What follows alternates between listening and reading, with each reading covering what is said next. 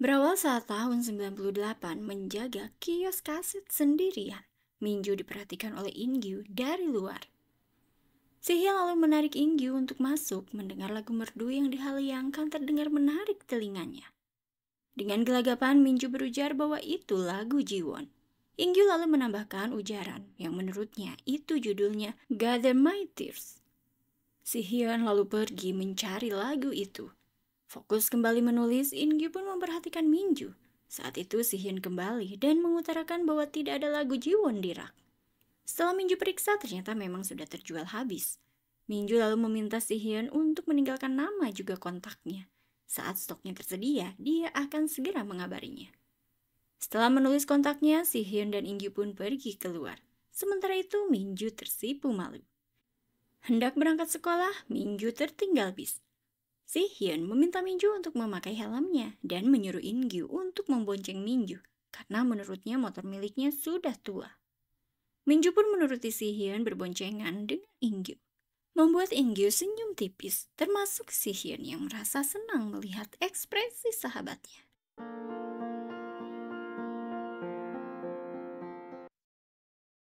Mereka yang hendak masuk gedung sekolah namun gerbang sekolah telah ditutup. Ingyu, Hyun, dan Minju lalu dihukum karena telat. Saat belajar di lab, gurunya pun meminta agar setiap siswa membuat 3 orang per kelompok. Minju yang tidak pandai bersosialisasi, dia dihampiri oleh Hyun dan juga Ingyu untuk satu kelompok. Membuat Ingyu bersemangat dalam hatinya dan Hyun tersenyum senang melihat aura sahabatnya. Bangun dari tidurnya, Minju membangunkan adiknya Do-hyun yang tak ingin beranjak dari kasurnya. Menyiapkan makanan namun adiknya mengeluh dia harus berangkat karena hari ini adalah tugas piketnya. Minju pun dibuat kesal adiknya karena menurut adiknya Minju tidak membangunkannya. Berada di sekolah, Hyun menghampiri Minju berujar bahwa Ingyu ingin mengatakan sesuatu. Ingyu yang bingung berujar kelas olahraga di luar, membuat Hyun pun tertawa. Mereka bertiga lalu masuk ke kelas bersama menjadi perhatian para siswa di kelas. Saat pelajaran olahraga, Hyun menyemangati Minju membuat iri dari Dahyun yang hendak berlari bebarengan dengan Minju. Dari area penonton, Minsang berujar bahwa Minju pasti lulu diberi perhatian sedikit, membuat Ingyu murka terhadap Minsang. Namun Hyun berteriak memanggil guru dan mereka pun terlerai. Minsang lalu diajak pergi oleh komplotannya. Di kelas, Hyun mendengar celotehan Minsang kepada komplotannya yang menghina Ingyu seorang yang lemah hingga tadi dia mengalah untuk pergi. Hyun lalu menghampiri Minsang dan menyatakan bahwa Minsang pengecut dan juga penakut, membuat Minsang murka dan mereka pun adu jotos. Hal tersebut membuat Dahyun terkesima karena karisma dari Hyun. Sepulang sekolah, Hyun pamit karena dia akan pergi les. Sementara itu, Ingyu pulang bareng Minju. Ingyu jujur bahwa dia memakai alat bantu dengar selama ini karena satu telinganya tidak berfungsi. Meminta Minju untuk menjadi temannya. Sendirian di kamarnya, Minju berpikir keras mengapa dua sahabat itu bersikeras mendekatinya untuk berteman dengannya. Terdengar olehnya suara pertengkaran ibunya dengan ayahnya yang memperebutkan Do-hyun adiknya, membuat Minju pun bersedih dan pergi keluar. Melihat Minju menangis sendirian, Hyun menghampiri Minju menanyakan mengapa sendirian. Minju pun curhat, rasa keberadaan dirinya baik di rumah maupun di sekolah tidak dianggap. Hyun berujar bahwa dia pun akan tinggal di Amerika bersama kakeknya semester 2 ini. Dia pun meminta Minju untuk merahasiakannya dari Ingyu, karena dia tidak ingin Ingyu bersedih atas kepergiannya. Dan agar tidak kesepian, Hyun meminta Minju untuk berteman baik dengan Ingyu. Selepas tutup toko kaset, Minju dikagetkan dengan surprise ulta dari dua sahabat. Berada di taman, Ingyu memberikan hadiah pemutar kaset. Namun Ingyu memperhatikan ekspresi Minju yang lebih dingin terhadapnya ketimbang kepada Hyun. Ingyu lalu pamit pergi untuk bergegas pulang. Diantar pulang oleh Hyun, Minju amat senang.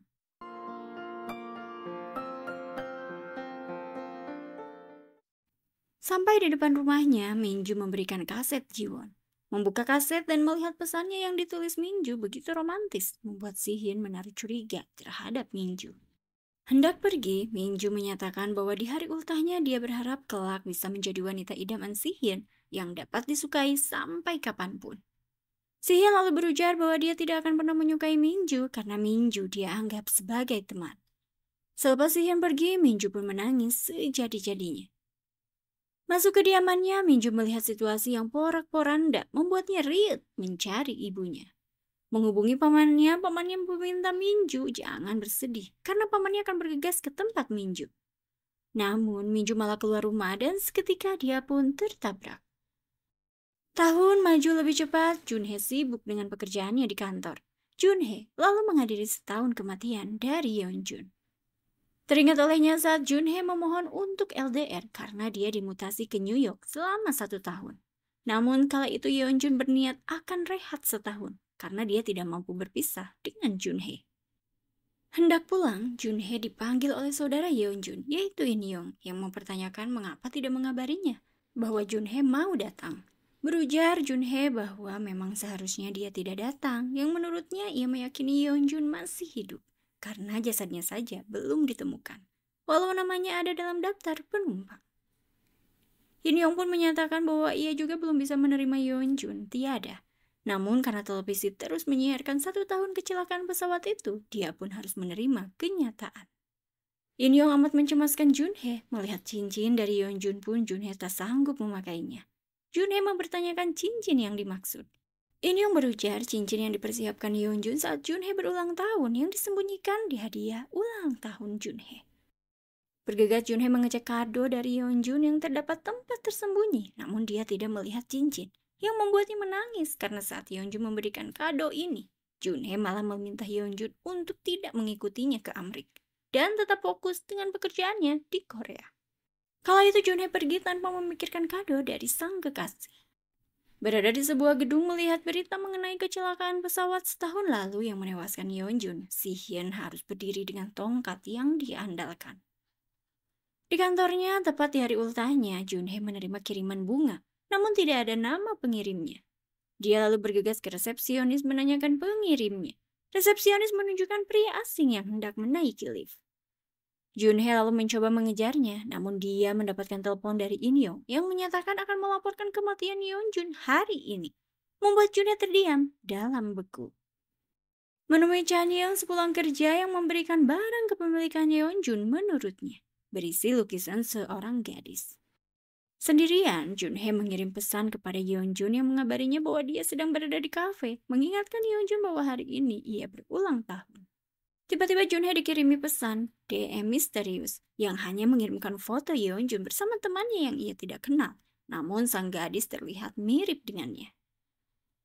Esok harinya Junhye curhat mengenai foto Yeonjun yang ia terima dari sosok misterius, meminta Sang Ho untuk memeriksa foto ini, apakah sudah pernah diunggah di internet. Dengan kilat Sang Ho menemukan foto yang sama persis diunggah di School Days tahun 2008. Menurut Sang Ho, itu adalah situs pencari alumni, namun sekarang situsnya sudah tutup. Di kediamannya melihat foto dengan seksama terlihat olehnya background foto adalah toko kaset 27. Searching di internet, Junhye menemukan informasi bahwa toko kaset 27 telah tutup karena bangkrut. Hyemi lalu menghampiri Junhye memberitahunya informasi mengenai toko kaset 27 yang beralih menjadi kafe 27. Hendak pulang dengan kereta, Junhye melihat sosok kekasihnya Yeonjun dari seberang. Bergegas dia pun berlari, namun faktanya Junhye mungkin salah lihat. Dengan lemas Junhye pun berjalan sendirian. Dengan tongkatnya, Si-hyun memperhatikan Junhye dari jauh.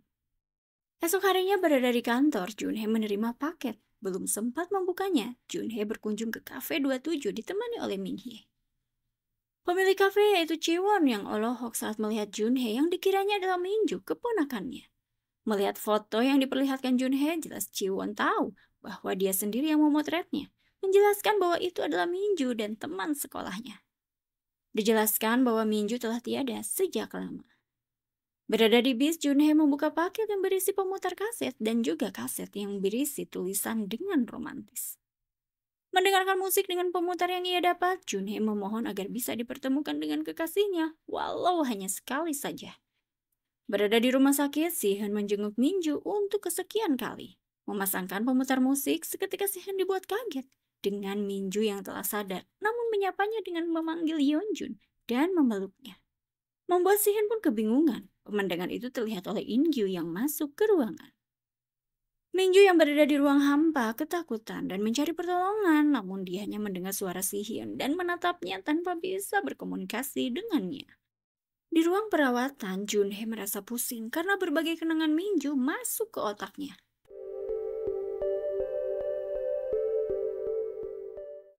Junhee yang berada di dalam tubuh Minju menanyakan tahun sekarang. Saat itu Ingyu berujar bahwa sekarang adalah tahun 98. Membuatnya pusing karena terakhir dia berada di tahun 2023. Namun perlahan dia pun mengingat kondisi terakhir Minju yang kecelakaan karena mencari ibu yang membawa Dohun. Tiba di kediamannya, Minju berteriak mengomel kepada ibunya karena teganya ibunya pergi meninggalkannya yang koma di rumah sakit. Lebih memilih adiknya yang hanya main game di rumah.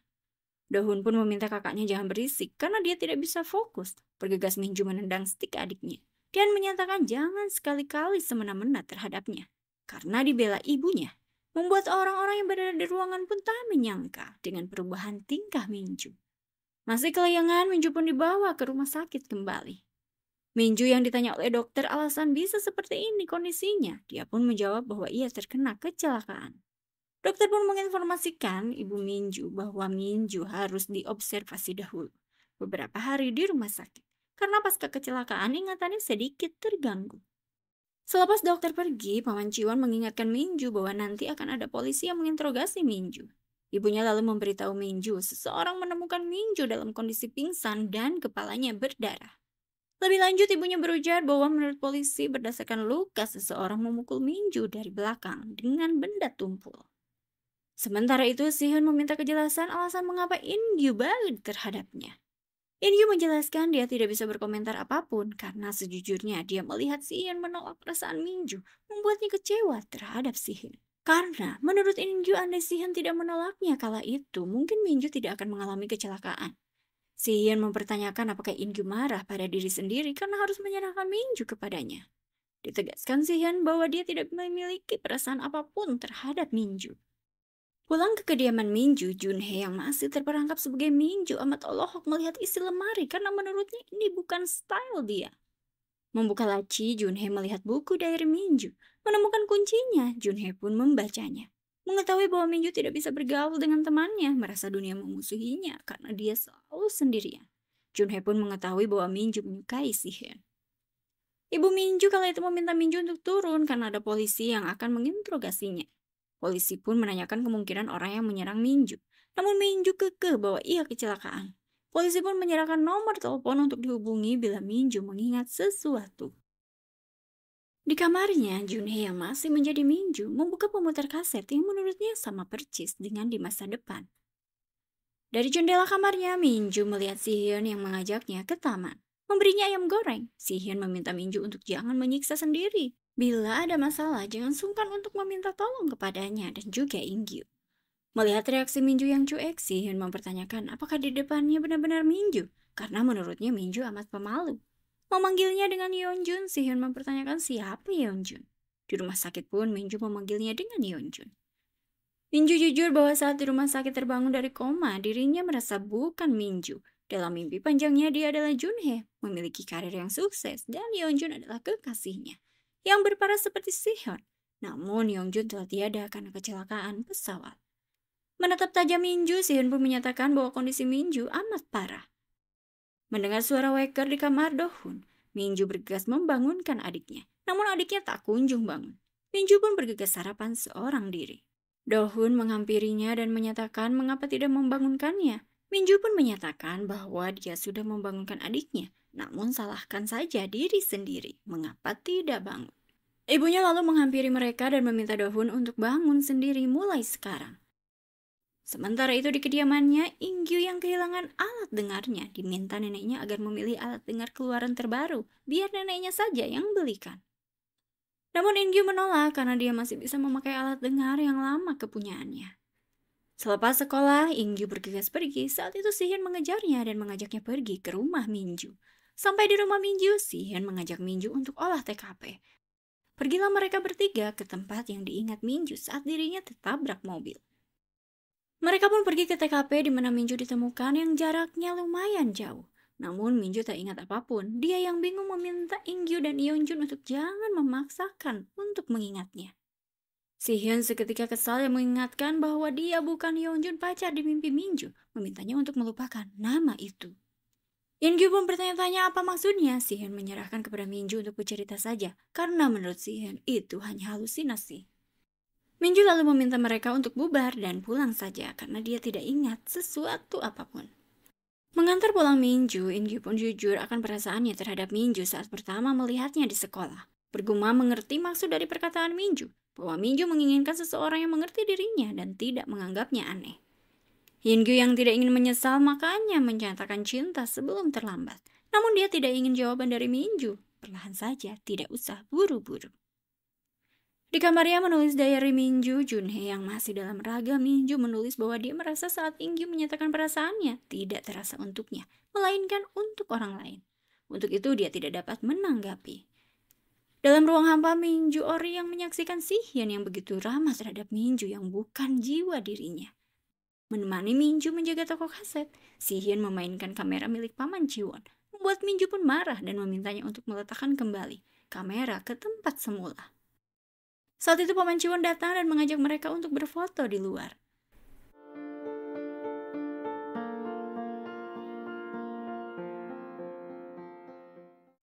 Setiap malam menulis kembali diary Minju, Junhye yang lupa tentang mimpi saat koma sudah beradaptasi dengan kehidupan Minju dan merasa nyaman dengan persahabatan Ingyu juga Sihyun.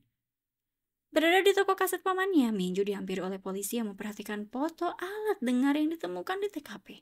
Polisi pun mempertanyakan apakah ada orang tuli yang dikenal oleh Minju. Seketika Minju teringat saat hendak tertimpa kecelakaan, dia ditolong oleh siswa, namun dia dikejar dan dipukul bagian belakang kepalanya. Dibangunkan oleh supir, Junhye terbangun dari tidurnya. Diminta supir untuk bergegas turun karena ini adalah halte terakhirnya. Junhye pun menyadari dia telah kembali ke tahun 2023. Berjalan pulang sendirian, Junhye diperhatikan oleh Sihyun dari jauh. Sampai di kediamannya, Junhye kaget karena pesan untuk Yeonjun terbaca semua. Junhye pun bergegas menghubungi telepon Yeonjun. Sihyun pun mengangkat telepon tanpa berkata apapun. Dihampiri oleh Paman Jiwon, Sihyun curhat bahwa dia menemani Junhye di dalam bis duduk di belakangnya, namun tak mampu meraih Junhye. Junhye pun saat itu menghubungi kembali Yeonjun, namun Sihyun berujar kepada Paman Jiwon dia harus mengikuti sesuai rencana. Di kantornya ditemani oleh Hyemi meminta bantuan Sang-ho untuk meretas nomor ponsel Yeonjun dan melacak lokasinya. Dengan mudah Sang-ho menemukan lokasi ponsel berada di Cafe 27. Dan diketahui Sang-ho pemilik ID-nya adalah Sihyun. Ditemani oleh Hyemi, Junhye berkunjung ke Cafe 27. Sudah larut malam, Hyemi pun pamit pulang duluan. Sementara Junhye masih bertahan di Cafe 27. Junhye pun diingatkan pelayan karena mereka akan tutup. Junhye memberikan pelayan nomor teleponnya untuk diberikan kepada pemilik kafe, yaitu Paman Jiwon. Dia pun pergi pulang sendirian. Bertemu dengan Chang Yeong, Junhye diajak minum bersama. Junhye menceritakan bahwa dia melihat Yeonjun menjadi anak SMA di mimpinya. Namun Junhye bingung jika mimpi itu seperti nyata. Menurut Chang Yeong, insomnia Junhye sepertinya sudah akut. Konsul ke psikiater, Junhye mengungkapkan tidak bisa membedakan antara mimpi atau tidak. Menurut dokter, sangat wajar karena mimpi adalah realitas dari ekspektasi pemikiran seseorang. Dokter pun menyarankan agar Junhye lebih rileks. Saat hendak pulang, Junhye dihubungi oleh Paman Jiwon. Menemuinya, Junhye pun jujur kemarin mencari nomor ponsel kekasihnya yang terpantau di lokasi Cafe 27. Namun pemilik ponsel atas nama Sihyun. Seperti lelaki dalam mimpinya beberapa waktu lalu, dia bertemu dengan Sihyun yang masih SMA. Dan jujur kala itu dalam mimpinya dia sebagai Minju, ponakan dari Jiwon. Jiwon lalu memberitahu Junhye bahwa di masa lalu Minju memberitahunya bahwa dia adalah Junhye, bukan Minju. Namun saat itu Jiwon mengira itu hanya karangan dari keponakannya. Junhye lalu menanyakan kapan tepatnya Minju tiada dan penyebabnya apa. Jiwon pun menjawab tanggal 13 Oktober 98 karena dia ditiadakan orang lain. Jiwon lalu memberi Junhye amplop. Dibuka di kediamannya, Junhye terkaget-kaget karena amplop itu adalah diari Minju dan terlihat tulisan tangannya memang ada di diari itu. Tertulis pula bahwa Yeonjun adalah Sihyun 98. Junhye pun mengasumsikan dirinya benar-benar pergi ke tahun 98 saat itu dan bukan mimpi. Berpikir keras bagaimana caranya kembali ke tahun 98, Junhye memutar kembali pemutar musik. Berada di tahun 98 kembali, Junhee sebagai Minju merasa ini nyata, bukan mimpi. Minju pamit ke pamannya untuk pergi. Menemui Sihyun namun harus menerima kenyataan pahit. Sihyun curhat bahwa tipenya adalah anggota girl band, membuatnya menjauh dari Sihyun. Kembali ke toko kaset 27, Minju memeriksa diarinya, namun dia tidak menemukan tulisan Yeonjun adalah Sihyun 98. Dia pun berpikir keras, kapankah dia akan menuliskan itu? Membuat pamannya bingung melihat tingkah dari keponakannya. Menutup toko kasetnya, Minju dihampiri Ingju yang ingin mengantarnya pulang. Pulang diantar Ingju, mereka pun ngobrol berdua. Ingju berujar jika Minju ada masalah, dia bisa dijadikan sandaran bagi Minju. Di kamarnya, Minju merasa kesal karena ia bingung bagaimana caranya kembali ke tahun 2023. Pagi hari, Minju dibangunkan ibunya untuk pergi sekolah. Namun Minju berujar ini bukan saatnya bersekolah. Dia pun kebingungan karena seharusnya kembali ke dunianya setelah mendengarkan lagu lewat pemutar kaset. Sementara itu di sekolah, sikap Ingyu begitu dingin terhadap sahabatnya Sihyun. Saat bermain basket, Ingyu tidak menganggap ada Sihyun. Saat pembelajaran selesai, Sihyun bergegas pergi. Dia dikejar oleh Ingyu. Sihyun menyatakan dia malas bicara pada orang yang mencapakan teman perkara wanita. Menurutnya mulai sekarang Sihyun akan mengikuti kata hatinya. Masih mendengarkan lagu namun belum kembali ke dunianya, Junhee dibuat resah karena terjebak menjadi Minju. Terlihat dari jendelanya, Sihyun melempar batu, mengajaknya untuk pergi.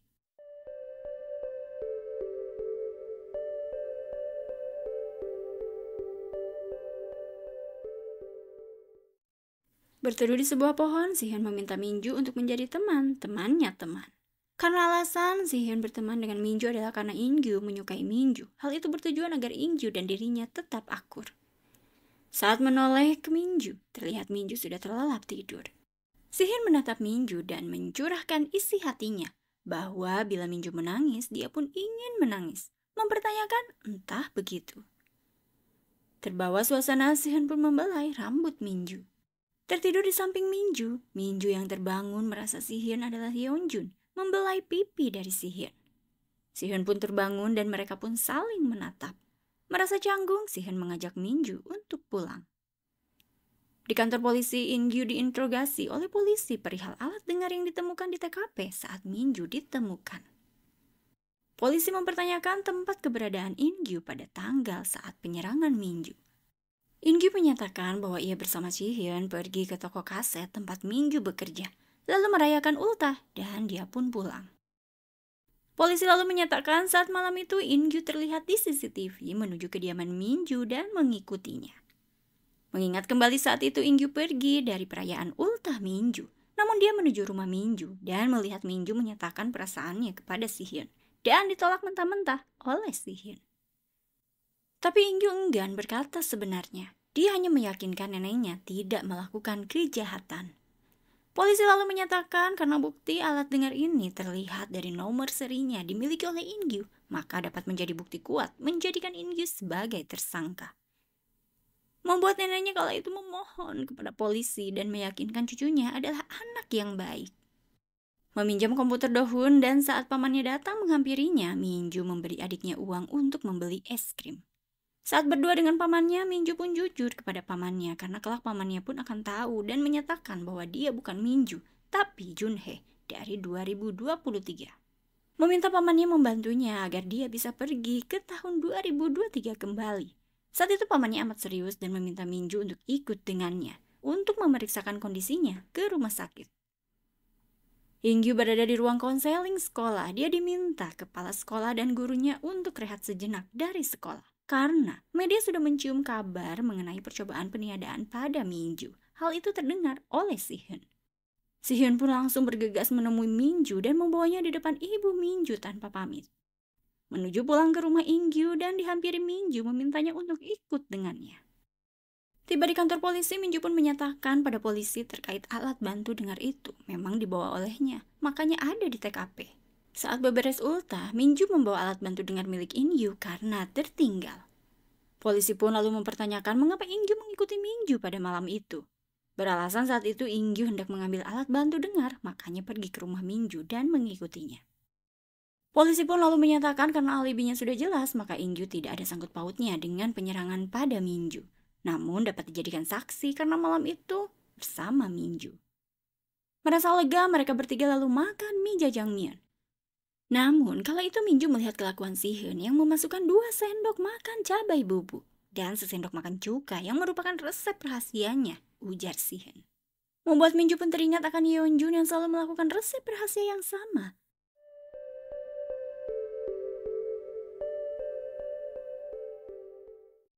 Minju yang masih berjiwa Junhye diajak pamannya mengobrol dan mempertanyakan, bila ini adalah Junhye, maka di mana keberadaan Minju keponakannya? Junhye pun seketika mikir keras. Dalam ruangan hampa, Minju menyaksikan pamannya yang bertanya-tanya, mempertanyakan keberadaannya. Minju pun menjawab bahwa dia ada di sini. Tiba-tiba dia mendengar suara wanita, namun tidak tahu suara siapa. Junhye pun tidak bisa menjawab pertanyaan dari paman Jiwon. Hanya mengingatkan satu tujuan sama, yaitu paman Jiwon menginginkan Minju kembali, dan Junhye menginginkan kembali raga Minju, juga kembali ke tahun 2023. Sebagai Junhye, pamannya pun sepakat akan membantu. Di kelas, temannya mengajak Minju untuk bermain basket. Dengan sigap Minju pun mengiyakan akan ikut, membuat temannya keheranan karena Minju tampak aktif. Saat jam olahraga, Dahyun memberi Si-hyun minum, namun mendengar temannya lewat, Riwoo memberitahu Minju menaikkan performa tim basket wanita. Si-hyun mengembalikan minuman dari Dahyun dan bergegas bersama In-gyu untuk menonton Minju. Memberi semangat Minju penuh dengan semangat terlihat oleh Dahyun yang merasa heran karena Minju beberapa hari ini tampak memukau. Usai pertandingan, Si-hyun dan In-gyu menghampiri Minju tengah duduk sendirian. Si-hyun mengutarakan kecurigaannya bahwa Minju terlihat bukan seperti Minju dalam sekejap berubah drastis. In-gyu pun berujar hal sama. Minju menjawab bahwa ia sengaja berperilaku berbeda supaya pelaku melihatnya dan dengan begitu bisa mengungkapkan siapa pelaku yang menyerangnya kala itu. Membuat In-gyu dan Si-hyun keheranan karena bukannya menghindari pelaku, Minju malah bertekad bertemu dengan pelaku. In-gyu pun meminta agar menyerahkan semuanya ke polisi. Namun Minju berujar karena dia tahu pelaku ada di sekolah ini, seingatnya penyerang memakai baju sekolah ini. Minju yang amat terkenal di sekolah berkat permainan basketnya didekati oleh lelaki yang memperkenalkan diri sebagai Hyun-uk dan memberikan minuman. Minju pun berterima kasih. Hal itu terlihat oleh Si-hyun tak menyangka ada lelaki yang mendekatinya. Minju hendak meminum minuman itu namun Si-hyun mengambilnya, menurutnya takut ada racunnya. Ingin membeli jajanan di kedai nenek In-gyu, seorang anak perempuan dilarang neneknya. Menurut neneknya, nanti malam cucunya tidak akan mau makan jika kenyang sekarang. Si-hyun melihat larangan nenek terhadap cucunya itu, namun diam-diam Si-hyun memberikan jajanan tek untuk anak perempuan itu. Hari berbeda melihat nilai matematikanya dipajang, Minju mendapatkan peringkat ke-131, sementara In-gyu mendapatkan peringkat 1. Namun teman di sampingnya berujar bahwa yang paling tidak masuk akal adalah Si-hyun. Walau belajar sistem kebut semalam, dia menempati posisi ke-5. Minju lalu menemui In-gyu yang sedang piket, meminta In-gyu mengajarinya belajar matematika. Dengan senang hati, In-gyu pun akan membantu Minju. Namun kala itu Si-hyun mengganggu mereka. Minju pun mengajak Si-hyun untuk belajar bersama. Melihat dari jauh anak perempuan kecil yang ditraktir tempo hari diserobot antriannya oleh anak SMP. Si-hyun menolongnya dengan menyerobot anak SMP itu. Anak perempuan itu lalu bisa bermain games dengan leluasa. Meninggalkan anak perempuan itu memanggilnya dengan memperkenalkan diri bahwa namanya adalah Junhye. Memintanya untuk mengingat namanya bila bertemu lagi dengannya suatu saat nanti. Pulang ke rumahnya, Minju ditagih nilai ujian oleh ibunya. Memberikan nilai ujiannya, ibunya terharu dan bersyukur. Karena Minju naik 100 peringkat. Tak menyangka bahwa anaknya bisa dan yakin mampu lebih dari pencapaian ini. Junhye yang berada dalam raga Minju keheranan sebodoh apa Minju, karena peringkatnya jelas ke 131. Telat pergi dengan bis melihat Si-hyun, Minju nebeng berangkat. Minju yang terlihat lebih aktif membuat Si-hyun dagdikduk ser. Selepas usai sekolah pergi untuk belajar matematika bersama di perpus, Si-hyun pun pamit pergi sebentar. Dia lalu bertabrakan dengan pria yang tidak dia kenali, namun tatapan Si-hyun terfokus pada gambar milik sang pria, yaitu kupu-kupu yang begitu bagus menurutnya. Merasa boring di perpus karena Minju memuji In-gyu yang pandai mengajarinya karena ia langsung mengerti dengan matematika yang diajarkan oleh In-gyu. Si-hyun lalu izin pulang duluan. Sementara itu Minju fokus belajar kembali dan In-gyu melihat kucing dari jendela yang mengingatkannya di masa lalu sepulang sekolah. Ia melihat Minju amat menyayangi kucing. In-gyu pun lalu meminta Minju untuk melihat kucing dari balik jendela. Minju pun berujar bahwa kucing itu amat manis.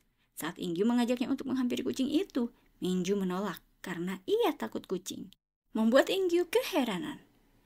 Sampai pulang bersama Minju, Ingyu masih keheranan dengan sikap domplang Minju sekarang dengan Minju sebelumnya.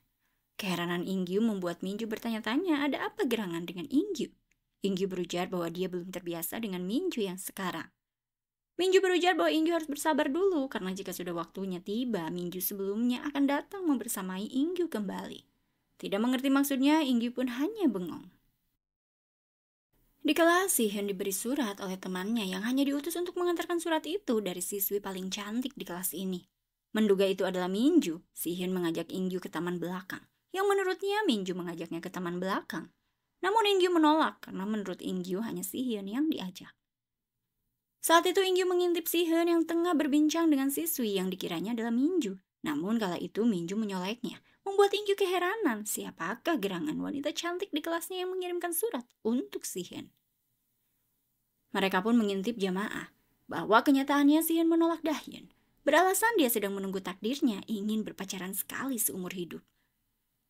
Menjaga toko kaset 27, Junhye masih dalam raga Minju mengingat ucapan Minhye kala berkuliah bahwa Yeonjun menolak Jiun dan menyatakan Yeonjun sedang menunggu takdirnya, membuatnya berpikir keras akan kesamaan Yeonjun dan juga Si-hyun. Di kelasnya, Minju membereskan isi laci mejanya. Terdapat beberapa buku dan beberapa lembar foto dirinya yang membuatnya menaruh curiga dengan orang-orang sekelilingnya. Curhat kepada Ingyu dan Si-hyun tentang foto dirinya yang dia temukan di meja. Si-hyun berujar gerak-gerik Minju benar-benar diikuti oleh pelaku. Minju menyatakan mereka harus membantu mencari siswa yang memotret dan mengikuti dirinya, karena foto-foto ini adalah foto yang diambil ketika hendak ke sekolah dan pulang sekolah.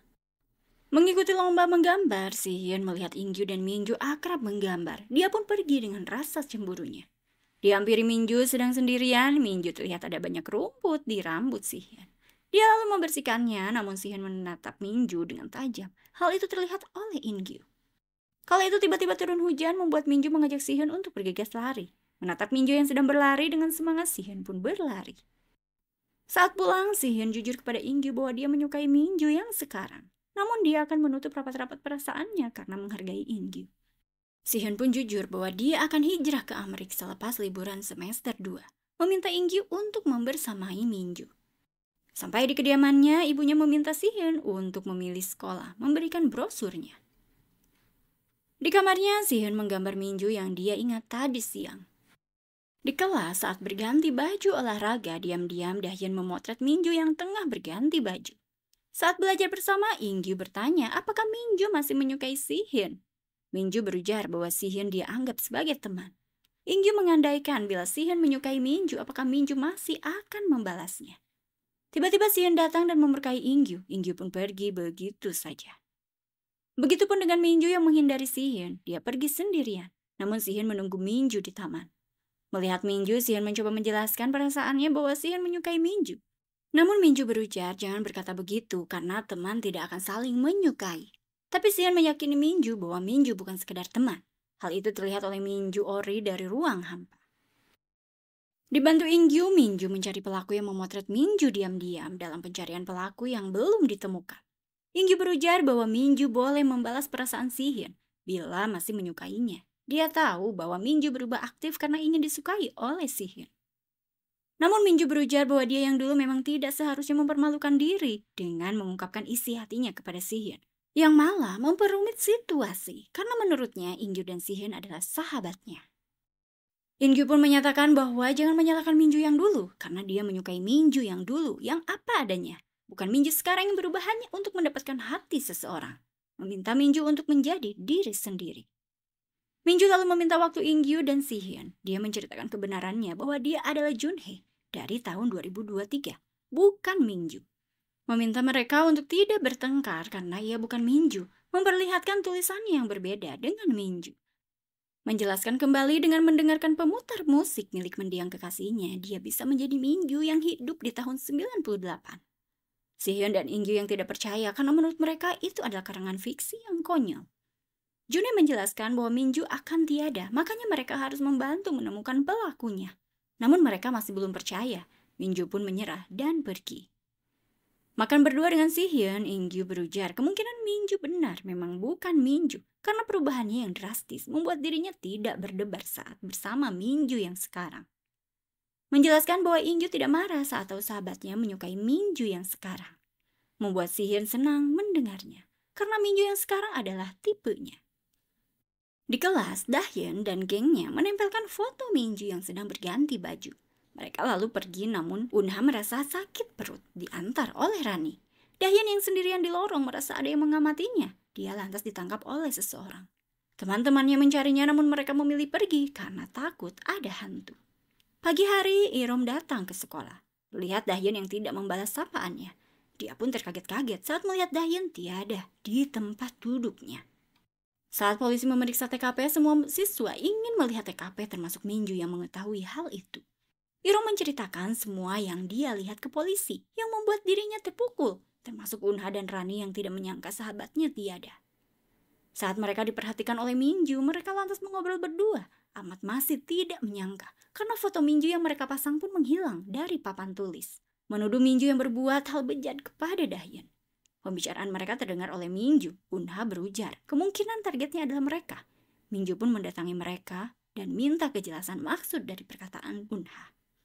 Si Hyun yang baru datang diberitahu oleh Ingyu bahwa yang tiada adalah Dahyun. Minju lalu menghampiri mereka karena disuruh pulang oleh Kapsek. Si Hyun mengajak mereka untuk mengobrol di kediamannya. Di kediaman Si Hyun, Minju bercerita menurut informasi Unha dan Rani yang mengirimi foto Minju kepada Minju adalah Dahyun. Alasannya memotret Minju diam-diam karena ingin menakuti Minju, merasa kesal karena Minju terlalu dekat dengan Si Hyun. Semalam pun Unha dan Rani membantu Dahyun menempelkan foto Minju yang sedang berganti baju, namun saat pagi malah ditemukan Dahyun yang tak bernyawa, sementara foto-foto dirinya sudah tidak ada di papan tulis. Minju pun menyimpulkan pelaku sebenarnya bukanlah yang mengirimkan foto, dan Dahyun tiada kemungkinannya ada kaitannya dengan dirinya. Minju merasa bingung, menurutnya orang yang menyerangnya seperti membalaskan dendam kepada Dahyun karena menempel hal buruk terhadapnya. Si Hyun berujar bahwa harus sabar menunggu penyelidikan polisi. Dan Ingyu pun berujar Minju jangan terlalu cemas karena kemungkinan kasus Dahyun tidak ada kaitannya dengannya. Ingyu lalu pamit pulang diantar ke depan oleh Si Hyun. Di kamar Si Hyun melihat sketsa gambar Si Hyun, Minju terkesima melihat hasil gambar Si Hyun yang terasa nyata. Dia lalu melihat gambar sketsa seperti gambar milik Yeonjun. Junhye masih beragam. Minju pun berpikir dan memandang Si Hyun, menyatakan bahwa Si Hyun adalah Yeonjunnya. Dibangunkan oleh Yemi, Junhye terbangun kembali ke tahun 2023. Junhye pun bergegas pergi meninggalkan Yemi. Meminta penjelasan Jiwon mengenai Si Hyun sebenarnya adalah Yeonjun. Tiba-tiba suara Yeonjun terdengar oleh Junhye yang akan menjelaskan semuanya. Berderai air mata, Junhye pun melihat kekasihnya. Diceritakan oleh Si Hyun tahun 2002, Si Hyun datang dari Amrik mengunjungi Ingyu yang ditahan, namun Ingyu menolak bertemu dengan Si Hyun. Berada dalam bis, Si Hyun mendengarkan lagu lewat pemutar musik dan bis yang oleng membuatnya mengalami kecelakaan. Mendapatkan penanganan rumah sakit, Si Hyun yang telah sadar dia menjadi Yeonjun yang dikhawatirkan oleh ibu Yeonjun juga kakaknya. Si Hyun bertanya kepada ibu Yeonjun tahun keberadaannya sekarang. Ibu Yeonjun pun berujar bahwa kini adalah tahun 2007. Si Hyun pun merasa aneh karena jelas dia berada di tahun 2002. Di taman, kakak Yeonjun berujar bahwa Yeonjun kecelakaan dengan temannya yaitu Taeha. Namun Si Hyun yang berada dalam raga Yeonjun berujar bahwa dia terakhir ada di bis sendirian. Dia pun menanyakan sosok Taeha karena tidak mengingatnya. Kakaknya berujar bahwa Taeha meninggoy di tempat. Meminta Yeonjun untuk tidak perlu memaksakan mengingat sesuatu, cukup tahu bahwa dirinya Yeonjun dan yang ada di depannya adalah kakaknya. Si Hyun lalu teringat Taeha yang memiliki kedekatan dengan Yeonjun, kedekatan yang amat dekat. Taeha yang mengajaknya jalan-jalan karena dia baru pandai menyetir membuat senang Yeonjun. Dan seketika saat berpegangan tangan sembari saling menatap, terjadilah kecelakaan. Si Hyun masih dalam raga Yeonjun terbangun dari mimpinya, diminta kakaknya untuk turun. Ibu Yeonjun menyambut Yeonjun dengan aneka masakan, namun Yeonjun tidak selera makan. Berada di Noksan dan melihat toko kaset 27 yang tutup permanen bertemu dengan paman Jiwon. Si Hyun curhat atas apa yang dialaminya. Jiwon pun dapat menyimpulkan bahwa Junhye dalam tubuh ponakannya adalah benar adanya. Jiwon mengutarakan bahwa ia menutup toko kaset ini dan akan membuka kafe di Seoul. Si Hyun menanyakan kabar dari Ingyu. Paman Jiwon menyatakan selepas bebas bersyarat, Ingyu meniadakan diri di lokasi Minju tiada. Si-hyun lalu mengingat momen saat Minju ditemukan olehnya yang sudah tak bernyawa. Dan kala itu Ingyu mengaku bahwa ia meniadakannya. Mencari sosok Junhee lewat internet, Si-hyun yang masih berada dalam raga Yeonjun menemukan sosok Junhee yang ternyata berkuliah. Makan mie instan di minimarket dekat kampus Junhee, betapa terkejutnya Yeonjun melihat Junhee di sampingnya. Mendapatkan telepon dari ibu anak didik lesnya, bergegas Junhee pun pergi. Diikuti oleh Si-hyun yang menatapnya dengan bahagia. Di kamarnya, Si-hyun dalam raga Yeonjun menyempurnakan gambar Minju kala berlari tempo dulu. Menatap identitas Yeonjun, Si-hyun bertekad menjadi Yeonjun. Keesokan harinya dia pamit kepada ibunya untuk berkuliah di luar kota. Mengunjungi Paman Jiwon yang membuka kafe 27 curhat bahwa dia satu kampus dengan Junhee. Berharap bisa mengubah takdir di tahun 98. Dengan membawa kembali Junhee ke tahun 98. Paman Jiwon lalu menawarinya kerja paruh waktu kepada Si-hyun dan memberikan barang-barang peninggalan dari Minju. Di kediamannya membuka barang peninggalan Minju berisi foto-foto masa lalu yang membuatnya terharu dalam kenangan.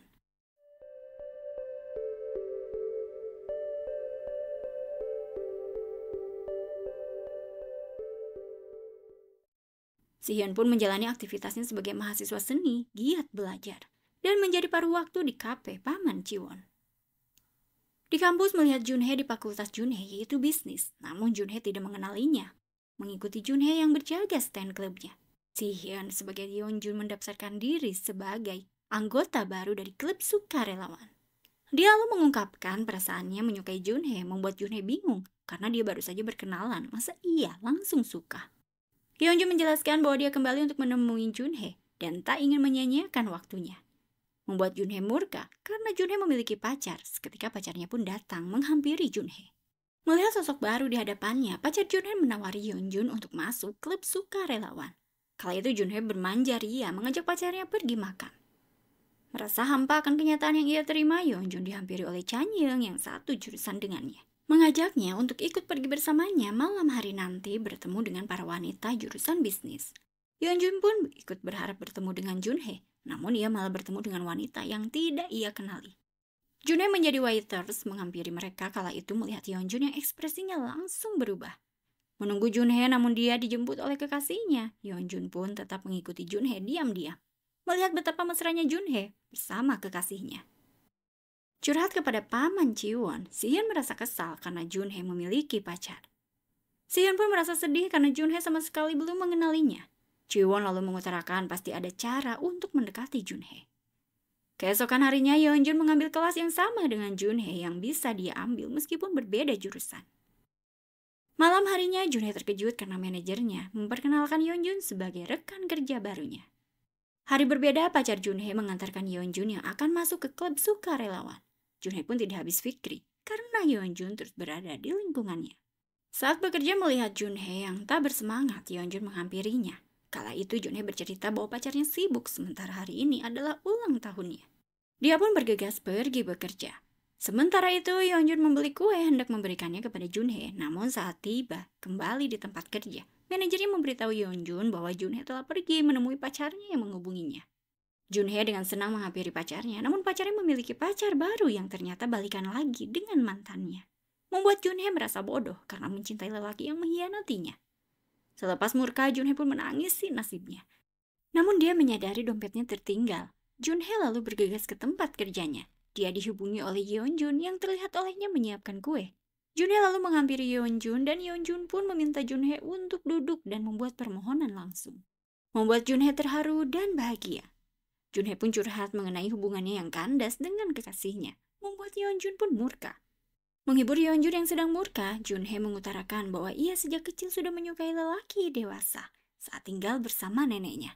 Masih teringat olehnya dirinya yang masih unyu diberi tek dan lelaki itu memarahi anak SMP yang usil padanya.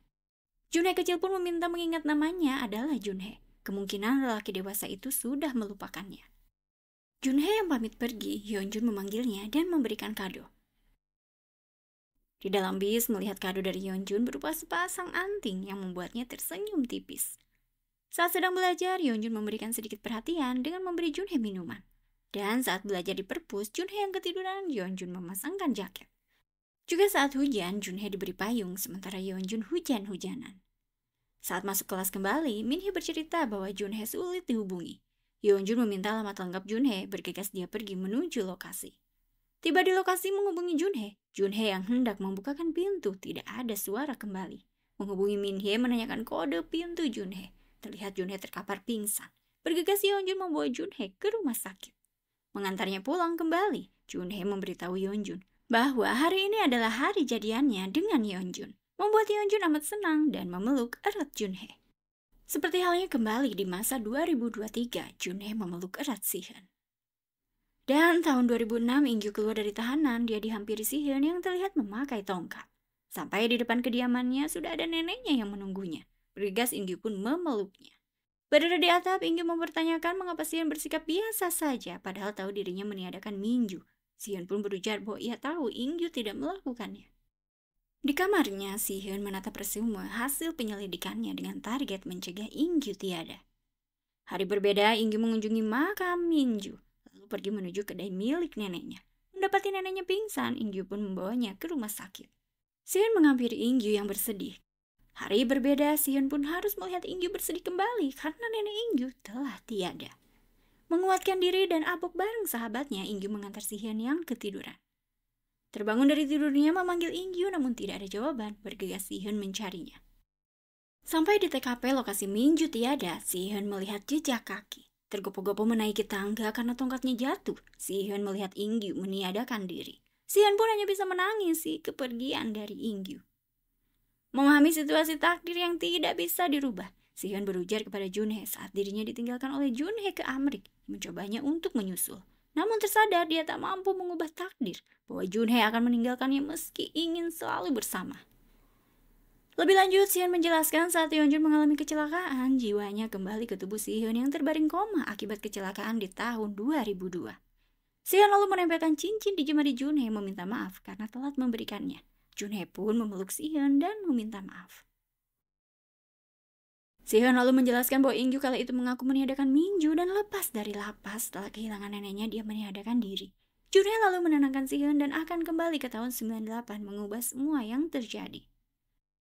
Mendengarkan musik lewat pemutar musik, Junhee terbangun namun dia ternyata tidak kembali ke tahun 98, hanya terlelap tidur.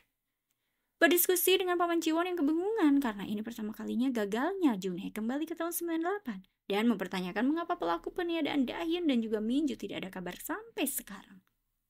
Sihyun dan Junhee pun akan mencari tahu informasi yang menurut mereka mungkin terlewatkan. Berkunjung ke sekolah SMA-nya, Sihyun menemui wali kelasnya yang masih bertugas mengajar. Gurunya berujar bahwa dia akan segera pensiun yang amat senang dapat melihat Sihyun kembali. Sihyun pun lalu menanyakan setelah ketiadaan Minju apakah ada kejadian lain hal yang sama di sekolah ini setelah kasus itu. Seingat wali kelasnya tidak ada kasus sebesar Dahyun di sekolah. Hanya saja teringat olehnya ada siswa yang bukan dari kelas Sihyun, cuti sekolah dan diopname karena masalah kesehatan.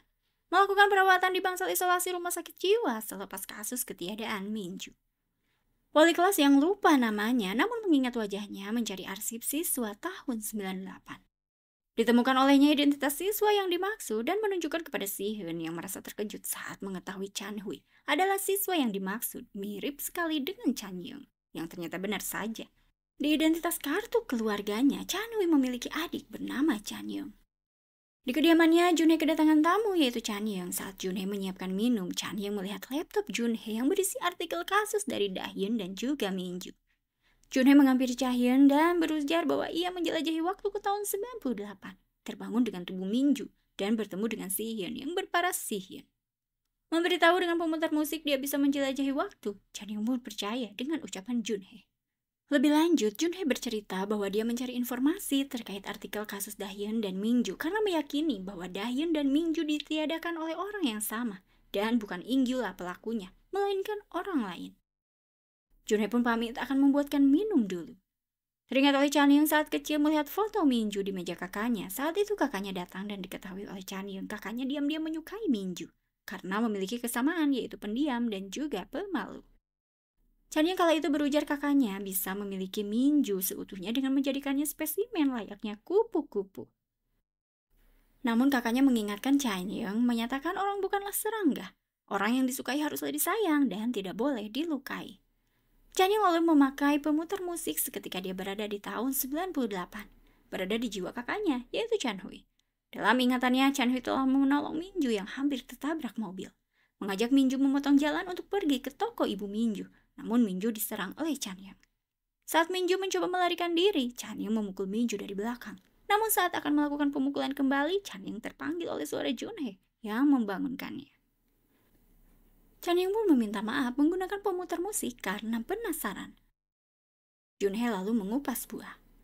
Saat itu Chanyeong berterima kasih kepada Junhee karena berkat Junhee, Chanyeong bisa tahu apa yang terjadi pada dirinya juga kakaknya. Junhee yang bingung bergegas Chanyeong menyerangnya, membuatnya pingsan. Chanyeong pun berujar bahwa ini adalah balasan karena Junhee telah mengganggunya. Saat itu Si-hyun datang dan bergegas membangunkan Junhee yang terkapar pingsan. Si-hyun bergegas pula menghubungi 911 meminta bantuan. Chanyeong yang memanggilnya Yeonjun membuat Si-hyun kaget. Melihat pemutar musik ada pada Chanyeong. Chanyeong pun tanpa basa-basi langsung menyerang Si-hyun yang dia kira Yeonjun. Yeonjun pun berhasil melumpuhkan Chanyeong mempertanyakan mengapa meniadakan Dahyun dan juga Minju. Chanyeong berujar bahwa itu semua karena Junhee yang mengantarkan dirinya berada di tahun 98 dan menjadi kakaknya sembari menusuk Si-hyun. Seketika Si-hyun pun terkapar. Chanyeong bergegas kabur dengan membawa diari dan pemutar musik saat suara sirine ambulans datang. Junhee diantar oleh Paman Jiwon ke ruang jenazah, harus melihat Si-hyun yang terbujur kaku, membuatnya sedih tak terhingga. Berada di kantor polisi, terlihat oleh Junhee, Chanyeong terekam CCTV kabur membawa diari dan pemutar musik. Mempertanyakan kepada Paman Jiwon sekiranya Chanyeong bila ke tahun 98 harusnya berada di tubuh siapa. Kala itu Paman Jiwon memperlihatkan buku induk yang dikirimkan Si-hyun berujar bahwa Chanyeong mirip dengan kakaknya, yaitu Chanhui. Membaca diari Minju, Chanyeong lalu mendengarkan musik kembali. Dia pun kembali ke tahun 98 menjadi Chanhui. Menjatuhkan alat dengar Ingyu yang dia jatuhkan dari saku celana kakaknya. Teringat dalam ingatannya, kakaknya memungut alat dengar Ingyu saat alat dengar Ingyu terjatuh. Pulang ke rumahnya, Chanyeong dicurhati ibunya menyangka dia adalah Chanhui. Mengutarakan bahwa Chanyeong telah meniadakan anjingnya yaitu Happy. Ibunya berujar tidak menyangka memiliki anak seperti Chanyeong. Chanyeong yang berada dalam raga Chanhui menghampiri dirinya yang masih kecil, menyatakan bahwa dirinya tidak marah atas apa yang Chanyeong lakukan terhadap Happy, karena itu hal yang unik yang orang lain tidak dapat melakukannya. Meminta Chanyeong untuk menyimpan keunikan itu sampai waktunya tiba dan hiduplah normal. Juga melakukan hal yang biasa orang lakukan agar dapat menjalani kehidupan Chanyeong yang nyaman. Mengajak Chanyeong kecil menyaksikan pembuatan spesimen dari Dahyun. Bergegas ke rumah sakit jiwa tempat Chanhui dirawat, ditemani oleh Paman Jiwon. Junhee melihat Chanhui yang terdiam beku pada satu tatapan. Junhee menanyakan kejadian saat Minju tiada, namun tidak direspon apapun. Junhee pun merasa kalut. Chanhui berujar bahwa dia hanya bisa menonton dan tak berdaya saat kejadian Minju tiada, karena bukan dia yang melakukannya. Menatap Junhee dan menyangka itu adalah Minju, Chanhui pun mengingatkan kalau adiknya memakaikan raganya untuk menyuntikkan Minju sampai tiada. Chanhui pun membuat heboh dan meminta maaf pada Junhee yang dia kira Minju, menyatakan bahwa bukan ia pelakunya. Dalam perjalanan pulang, Paman Jiwon mengutarakan bahwa Chanhui menjadi gila karena melihat ketindakan kekejian dari adiknya. Kala itu Junhee mendapatkan telepon dari polisi bahwa Chanyeong telah berhasil diringkus. Tiba di kantor polisi, Junhee mendapati pemutar kaset yang kondisinya tidak utuh akibat dirusak oleh Chanyeong saat penggerebekan melakukan perlawanan. Melihat Chanyeong hendak dibawa polisi, Junhee mengamuk pada Chanyeong. Namun Chanyeong mengungkapkan bahwa Junhee lah yang membuat Minju tiada, bukan dirinya. Membawa pemutar musik ke beberapa reparasi, akhirnya Junhee menemukan orang yang bisa memperbaikinya. Selesai diperbaiki, di kediamannya Junhee memutar musik kembali. Dia pun melihat Minju di tahun 98 dari ruang hampa. Berada di kamar, Si-hyun yang menawari Minju minuman. Minju lalu memeluk Si-hyun membuat aneh Si-hyun. Di kamarnya, memandangi cermin, Minju diteriaki oleh Junhee dari ruang hampa. Esok harinya Minju menangis melihat ibunya yang terlihat tidur lelap. Minju lalu dijemput oleh Si-hyun. Di perjalanan, Si-hyun merasa tidak nyaman dengan Minju. Di kelas, Minju terlihat kaku. Minju pun dipanggil ke ruang konseling. Ada polisi yang menginterogasinya. Namun Minju terlihat takut dan kaku menjawab. Hanya menjawab tidak tahu. Membuat polisi pun bertanya-tanya kondisi perubahan sikap dari Minju menjadi pasif. Bertemu dengan Si-hyun dan juga In-gyu, Min-ju berujar bahwa polisi memintanya untuk tidak sendirian, apalagi saat malam hari, karena pelaku belum ditangkap. Si-hyun lalu berujar dia akan mengantar jemput Min-ju selagi pelaku belum ditangkap. Mereka lalu pergi ke kelas, dan saat itu Min-ju ketakutan melihat Chan-hui. Membuat Chan-young yang ada pada raga Chan-hui mengetahui bahwa itu adalah Min-ju. Malam harinya dijemput Si-hyun usai menutup toko kaset 27 sampai di kediaman Min-ju. Si-hyun memberikan pager, berujar supaya dia bisa menghubungi Min-ju dengan mudah. Si-hyun lalu pamit pergi seketika Min-ju menghampiri Si-hyun dan mengecupnya. Menurutnya itu ungkapan terima kasihnya. Di kamarnya Min-ju mengungkapkan kesenangannya saat bangun tidur sampai malam ini karena merasa ada Si-hyun yang menemaninya membuatnya tidak merasa sendirian lagi. Junhee yang bisa menyaksikan apa yang dilakukan oleh Min-ju mengungkapkan bahwa dia tidak pernah membaca diari ini di masa depan. Min-ju yang bisa mendengar komentar dari Junhee lalu mengganti tulisannya dengan Si-hyun adalah Yeonjun. Junhee pun mempertanyakan mengapa Min-ju menulis demikian. Min-ju berujar agar Junhee pergi ke tahun 98 dan dia bisa memikat Si-hyun yang akan menjadi miliknya. Usai sekolah, Min-ju mengajak Si-hyun dan In-gyu ke wahana berrekreasi karena dia sudah meminjam kamera pamannya.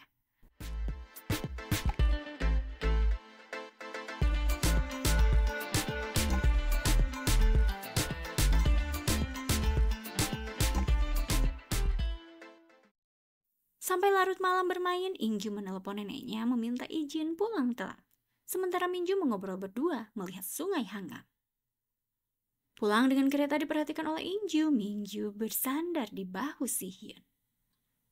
Mencetak foto berdua dengan Min-ju, Si-hyun memperhatikan Min-ju yang sedang menulis kwitansi. Pergi dengan cuaca hujan, Min-ju yang berlari diperhatikan oleh Si-hyun terlihat berbeda dengan Min-ju sebelumnya. Min-ju pun mengajak Si-hyun dan In-gyu untuk menonton film. Ditolak oleh Si-hyun yang beralasan bahwa ia akan membaca komik. Si-hyun lalu pergi meninggalkan mereka. Beralasan akan membawa tas Min-ju, diminta In-gyu untuk menunggunya. In-gyu mempertanyakan kepada Si-hyun mengenai tingkah Si-hyun yang menjauhi Min-ju. Si-hyun berujar bahwa dia bukan Min-ju yang kemarin yang mengaku sebagai Junhee, melainkan Min-ju yang meniru Junhee. In-gyu berujar bahwa dia tahu kalau Min-ju seolah menjadi Junhee hanya karena ingin disukai oleh Si-hyun. Lagian menurut In-gyu, Min-ju dan Si-hyun pada akhirnya akan saling menyukai sehingga dia mengorbankan perasaannya untuk Min-ju agar bisa berteman terus dengan Si-hyun. In-gyu pun meminta agar Si-hyun berpura-pura saja tidak tahu meskipun melihat Min-ju begitu menyedihkan. Si-hyun lalu menyatakan dia yakin saat itu Min-ju tidak berpura-pura menjadi Junhee, namun sekarang terlihat begitu. Pembicaraan In-gyu dan Si-hyun terdengar oleh Min-ju, membuatnya ketakutan. Dan ketakutan Min-ju pun terlihat oleh Chan-young dalam raga Chan-hui. Di kamarnya, Si-hyun memperhatikan fotonya dengan Min-ju dan In-gyu membaca tulisan dari Junhee.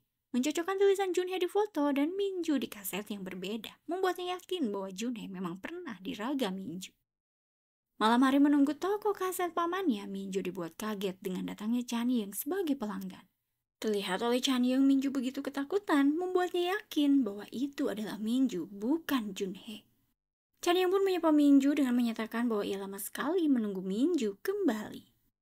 Masih ketakutan, Min-ju perlahan keluar menutup toko kaset pamannya. Dia pun bergegas pergi. Saat Si-hyun menepuk pundaknya, Min-ju seketika memeluknya. Diantar oleh Si-hyun pulang ke rumah. Dalam perjalanan pulang, Si-hyun mempertanyakan kejujuran Min-ju yang kembali lagi. Dan bukan Junhee yang ada di hadapannya kini. Namun Min-ju kekeh bahwa dia masih Junhee. Seketika Si-hyun meminta Min-ju untuk membalikan foto yang ia berikan. Min-ju lalu menuruti Si-hyun dan Si-hyun pun menyatakan bahwa tulisan di kwitansi studio foto sama persis dengan tulisan Min-ju di kaset. Sementara tulisan di foto ini adalah tulisan Junhee.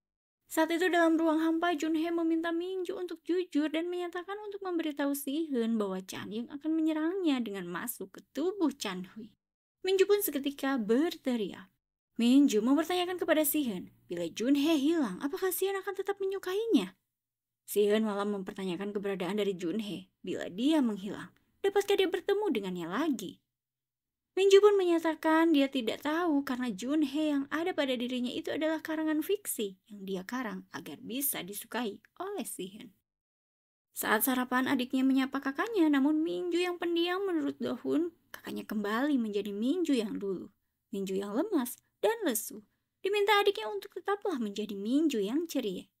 Sampai di kelasnya, Minju disapa teman-temannya, namun karena kurang ekspresif, temannya menyatakan Minju seperti Minju yang dulu. Minju pun mempertanyakan Minju yang dulu itu seperti apa. Temannya lalu bercerita bahwa Minju yang dulu sulit sekali didekati, seperti enggan berteman. Diminta temannya untuk tetap menjadi Minju yang ceria. Usai sekolah, Minju menyapa Siheon, namun Siheon meminta agar Minju jangan menatapnya lagi seolah seperti Junhee. Siheon pun lalu pergi meninggalkan Minju. Menunggu di perpus, Ingyu tidak mendapati Minju yang biasa belajar matematika dengannya. Melihat Minju yang bersedih, memperhatikan mimik bibir Minju yang berbicara sendirian. Minju menyatakan kepada Junhee, dia ingin ketiadaannya dikenang sehingga tanggal 13 Oktober hari ini adalah waktu yang amat tepat. Ketiadaannya akan heboh dan dibicarakan orang-orang tanpa henti, dan ketiadaannya akan disesali semua orang.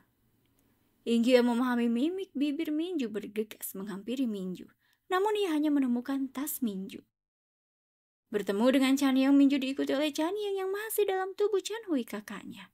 Sementara Ingyu menceritakan perkataan gerak bibir Minju kepada Siheon. Mengingat hari ini adalah 13 Oktober, mereka segera berpencar mencari Minju. Sampai larut malam, Minju pun menuju gedung tua bersama Chanyeong.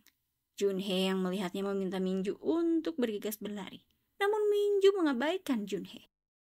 Minju meminta Chanyeong untuk meniadakannya dengan meninggalkan kesan momen yang bermakna.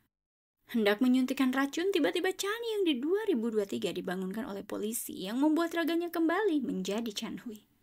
Chanhui memberikan penjelasan kepada Minju bahwa ini semua salah. Namun Minju memintanya untuk segera menyuntikannya. Tapi Chanhui membuang suntikan dan bergegas pergi karena menurutnya ini tidak benar. Membuat Minju pun berteriak. Mendengar teriakan Minju, Ingyu bergegas berlari. Minju lalu mengambil pecahan kaca di ruang hampa. Junhee menerakinya agar dia sadar bahwa tindakannya itu tidak benar. Ingyu yang datang diminta Minju untuk menolongnya untuk meniadakannya, beralasan dia tidak ingin menjadi Minju yang menyedihkan. Ingyu pun menyatakan Minju harus sadar bahwa orang-orang mengkhawatirkan Minju dan takut terjadi sesuatu kepada Minju. Ingyu pun meminta Minju untuk memberikannya kesempatan untuk menunjukkan betapa dirinya menyukai Minju. Namun menurut Minju, Ingyu hanya berempati padanya, dan dirinya seharusnya tidak dilahirkan. Minju pun meniadakan diri dengan mudah. Ingyu yang mendapati Minju sudah tak bernyawa dihampiri Siheon. Ingyu pun mengaku telah meniadakan Minju. Ingyu yang dibawa polisi membuat Siheon hanya bisa memperhatikannya dari kejauhan. Terbangun dari tidurnya, Junhee pun menangis dan mendapati kaset yang rusak. Selepas diperbaiki kembali, Junhee mencoba mendengarkan pemutar musik dalam mobilnya. Junhee yang berada dalam raga Minju kembali bergegas memeluk Ingyu berterima kasih karena telah menyelamatkan Minju. Dihampiri Siheon yang tahu bahwa dirinya adalah Junhee, melihat sorot matanya dan memeluknya. Mengobrol bertiga, Junhee berucap karena Minju dapat diselamatkan, maka masa depan akan berubah. Menemui Paman Jiwon, Minju berterima kasih karena berkat pamannya semua pun terwujud. Pamannya hanya kebingungan.